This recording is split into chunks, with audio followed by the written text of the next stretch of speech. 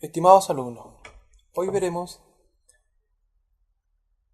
cómo se confecciona un mapa de agentes de riesgo ocupacional. ¿Ya? ¿Qué es lo que, en primer lugar, qué es lo que es un mapa de riesgo? ¿Ya? Un mapa de riesgo consiste en un conjunto de mediciones de distintos agentes de riesgo ocupacional, de ahora en adelante ARO. Pueden ser agentes físicos como calor, ruido, vibraciones, agentes químicos, sílice, arsénico, emisiones de plomo, gases, etc. ¿Ya? Que nos permiten que se realizan en un lugar específico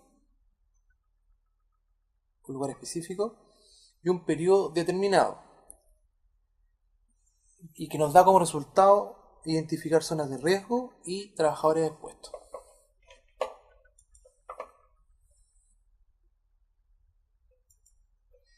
¿Ya?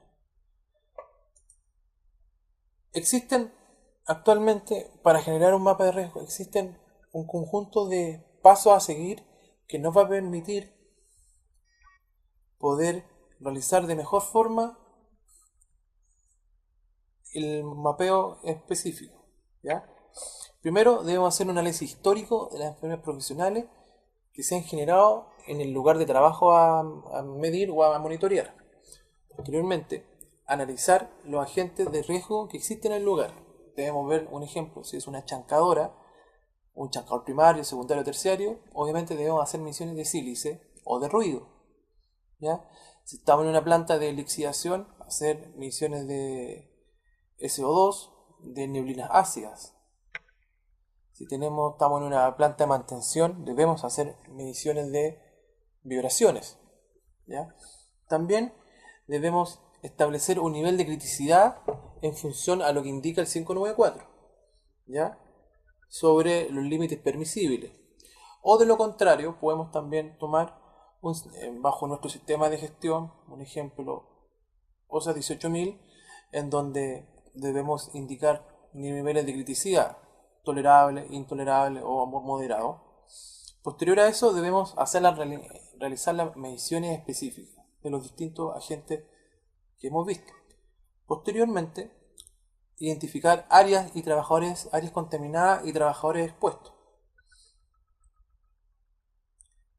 Informar áreas riesgosas a los mismos trabajadores mediante mapas cartográficas, generar listados de personal expuesto para el posterior control biológico y finalmente sustituir o mitigar los agentes de riesgo encontrados.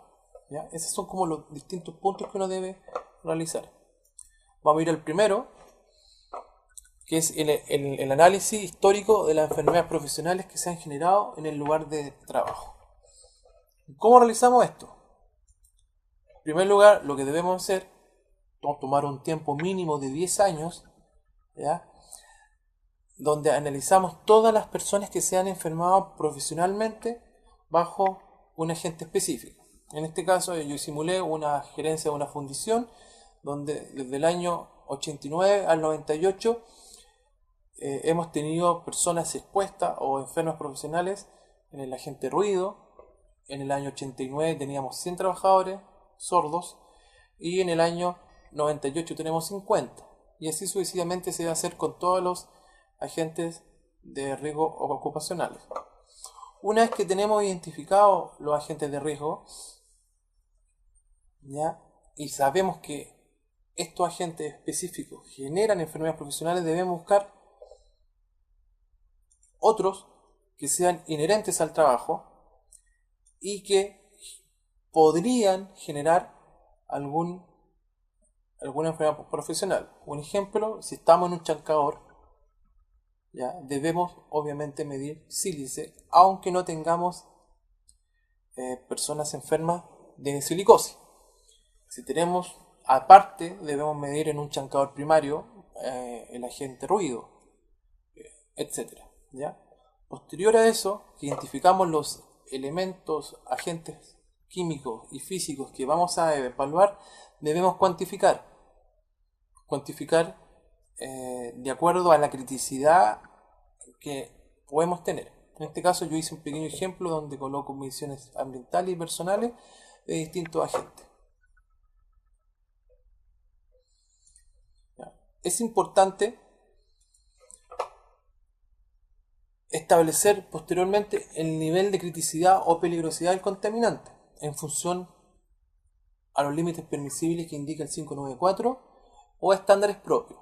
Y aquí me refiero a estándares propios, como dije en un principio, pueden ser, si mi sistema de gestión es OSE 18000, lo mínimo que me pide OSE 18000 como control de cumplimiento legal es que cumpla el 594. Sin embargo, un ejemplo, en el agente ruido, para el 594, 85 decibeles, la persona está expuesta.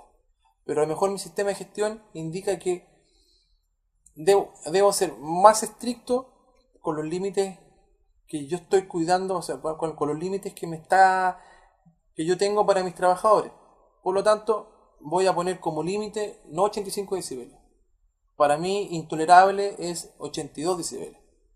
Por lo tanto, en ese caso, debemos disminuir los rangos de los límites.